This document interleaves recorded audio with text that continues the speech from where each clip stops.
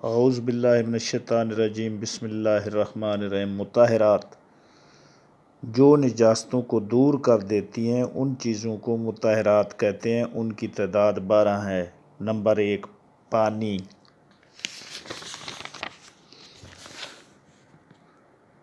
پانی 4 شرطوں کے ساتھ نجس چیز کو پاک کرتا ہے۔ نمبر 1 مطلق پانی، یعنی خالص پانی ہو جس کی تفصیل ہم بیان کر رہے ہیں۔ مضاف پانی، مثلاً عرق گلاب، عرق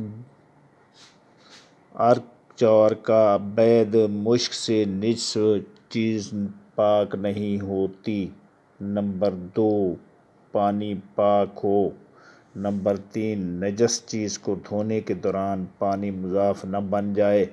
جب کسی چیز کو پاک کرنے کے لیے پانی سے دھویا جائے تو اس کے بعد مزید دھونا ضروری نہ ہو تو یہ لازم ہے کہ اس پانی میں نجاست کی بو، رنگ یا ذائقہ موجود نہ ہو، لیکن اگر دھونے کی صورت میں اس سے مختلف ہو، یعنی وہ آخری دھونا نہ ہو اور پانی کی بو، رنگ یا ذائقہ بدل جائے تو اس سے میں کوئی حرج نہیں۔ مثلاً اگر کوئی چیز قرب پانی یا پانی سے دھوئی جائے اور اسے 2 مرتبہ دھونا ضروری ہو تو خواہ پانی کی بو، رنگ یا ذائقہ پہلی دفعہ دھونے کے وقت بدل جائے لیکن دوسری دفعہ استعمال کیے جاتے وقت پانی میں ایسی کوئی تبدیلی رونما نہ ہو تو وہ چیز پاک ہو جائے گی۔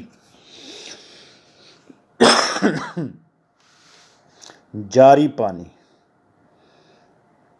جو پانی زمین سے جوش مار کر نکلے اور بہنے لگے جیسے دریا، نہریں، چشمے، تو وہ پانی جاری پانی ہوتا ہے اور نجاست کے شامل ہونے سے نجس نہیں ہوتا اس وقت تک جب تک اس کا رنگ، بو یا ذائقہ نجاست کی وجہ سے تبدیل نہ ہو جائے۔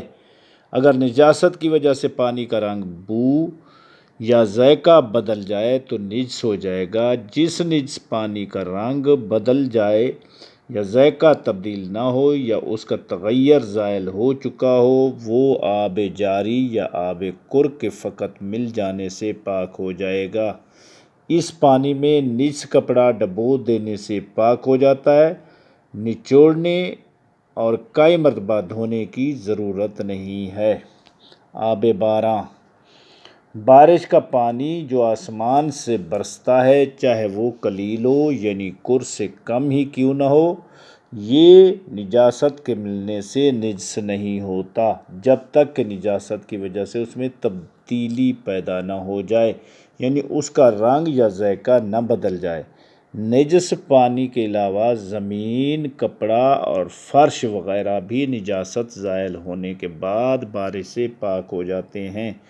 بارش کے پانی میں بھی نجس چیز کو کئی بار ڈبونے یا نچوڑنے کی ضرورت نہیں ہے۔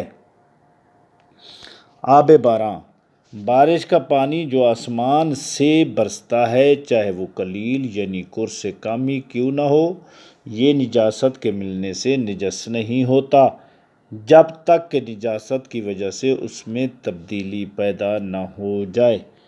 کنویں کا پانی، کنویں کا پانی جو پانی زمین میں سے ابلنے کی بجائے رس کر نکلے اور گڑھے میں جمع ہو جائے وہ کنویں کا پانی ہوتا ہے یا آب چاہ کہلاتا ہے، خواہ یہ پانی زمین کی کھدائی کر کے زمین کی گہرائی سے نکلے اور گہرائی میں جمع ہو جائے یا کسی مقام پر زمین سے رس کر جھیل کی صورت میں جمع ہو جائے، دونوں صورتوں میں کنویں کے پانی کے حکم میں ہوگا۔ کنویں کا پانی یعنی آب چاہ بھی آب جاری کا حکم رکھتا ہے اور زیادہ تر علماء کے نزدیک نجاست کے ملنے سے نجس نہیں ہوتا جب تک اس کا رنگ یا مزہ یا بو تبدیل نہ ہو جائے۔ نجس پانی نجس کپڑے یا برتن وغیرہ کو نجاست دور کرنے کے بعد اگر کنویں میں غوطہ دیا جائے تو پاک ہو جاتا ہے اور کنواں بھی پاک رہتا ہے، لیکن اگر کسی قسم کی نجاست گرنے سے اس کے اوصاف تبدیل ہو جائیں تو اس میں سے اس قدر پانی کھینچا جائے جس کی وجہ سے تغیر زائل ہو جائے۔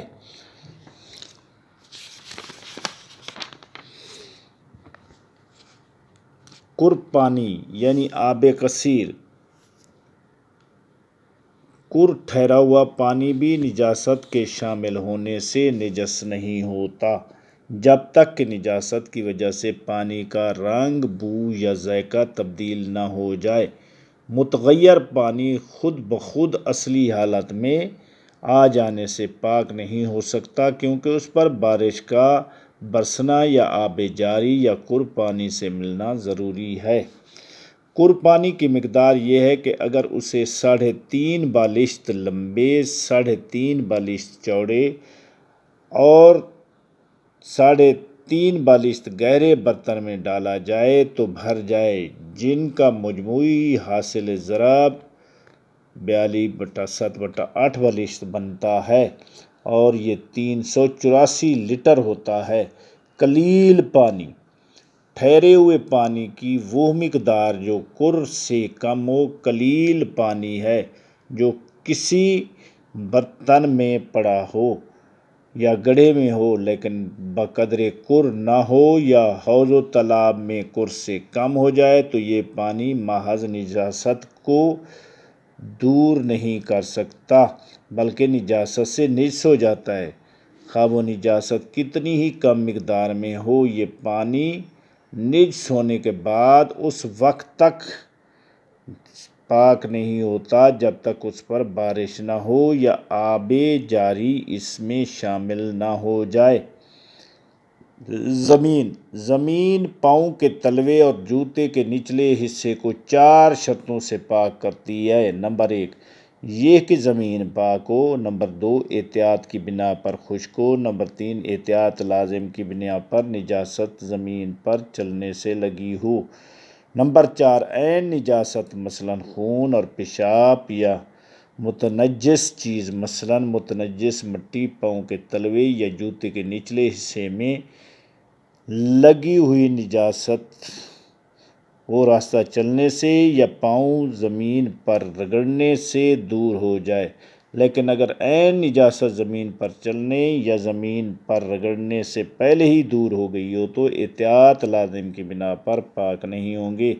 البتہ یہ ضروری ہے کہ زمین پتھر یا اینٹوں کے فرش یا اس سے ملتی جلتی چیز پر مشتمل ہو۔ قالین و دری وغیرہ اور چٹائی یا گھاس پر چلنے سے پاؤں کا نچلا تلوا یا جوتے کا نچلا حصہ پاک نہیں ہوتا۔ پاؤں کا تلوا یا جوتے کا نچلا حصہ نجس ہو تو ڈامر پر یا لکڑی کے بنے ہوئے فرش پر چلنے سے پاک ہوتا ہے۔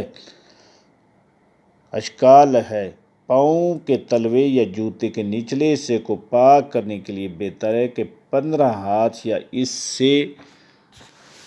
اس سے زیادہ فاصلہ زمین پر چلے، خواہ 15 ہاتھ سے کم چلنے یا پاؤں زمین پر رگڑنے سے نجاست دور ہو گئی ہو۔ پاک ہونے کے لیے پاؤں یا جوتے کے نچلے تلوے کا تر ہونا ضروری نہیں بلکہ خشک بھی ہوں تو زمین پر چلنے سے پاک ہو جاتے ہیں۔ جب پاؤں یا جوتے کا نچلا تلوا زمین پر چلنے سے پاک ہو جائے تو اس کی اطراف کے وہ حصے بھی جنہیں عموماً کیچڑ وغیرہ لگ جاتا ہے پاک ہو جاتے ہیں۔ اگر کسی ایسے شخص کے ہاتھ کی ہتھیلی یا گھٹنا نجس ہو جائیں جو ہاتھوں اور گھٹنوں کے بل چلتا ہو تو اس کے راستے چلنے سے اس کی ہتھیلی یا گھٹنے کا پاک ہو جانا محل اشکال ہے۔ یہی صورت لاٹھی اور مصنوعی ٹانگ کے نچلے حصے، چوپائے کے نال، موٹر گاڑیوں اور دوسری گاڑیوں کے پہیوں کی ہے۔ اگر زمین پر چلنے کے بعد نجاست کی بو یا رنگ یا باریک ذرے جو نظر نہ آئیں پاؤں پر یا جوتے کے تلوے سے لگے رہ جائیں تو کوئی حرج نہیں، اگرچہ احتیاط مستحب یہ ہے کہ زمین پر اسی قدر چلا جائے کہ وہ بھی زائل ہو جائیں۔ جوتے کا اندرونی حصہ زمین پر چلنے سے پاک نہیں ہوتا اور زمین پر چلنے سے موزے کے نچلے حصے کا پاک ہونا بھی محل اشکال ہے، لیکن اگر موزے کا نچلا حصہ چمڑے یا چمڑے سے ملتی جلتی چیز سے بنا ہوا ہو تو وہ زمین پر چلنے سے پاک ہو جاتا ہے۔ نمبر 3، سورج زمین، عمارت اور دیوار کو 5 شرطوں کے ساتھ پاک کرتا ہے۔ نمبر 1، نجس چیز اس طرح تر ہو کہ اگر دوسری چیز اس سے لگے تو تر ہو جائے، لہذا اگر وہ چیز خشک ہو تو اسے کسی تر کر لینا چاہیے تاکہ دھوپ سے خشک ہو جائے۔ اگر کسی چیز میں عین نجاست ہو تو دھوپ سے خشک کرنے سے پہلے اس چیز سے نجاست کو دور کر لیا جائے۔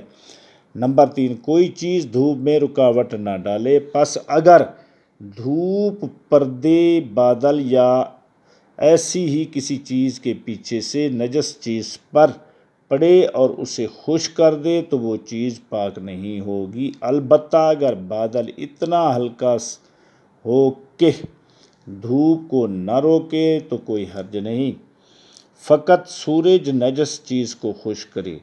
لہذا مثال کے طور پر اگر نجس چیز ہو ہوا اور دھوپ سے خشک ہو تو پاک نہیں ہوتی۔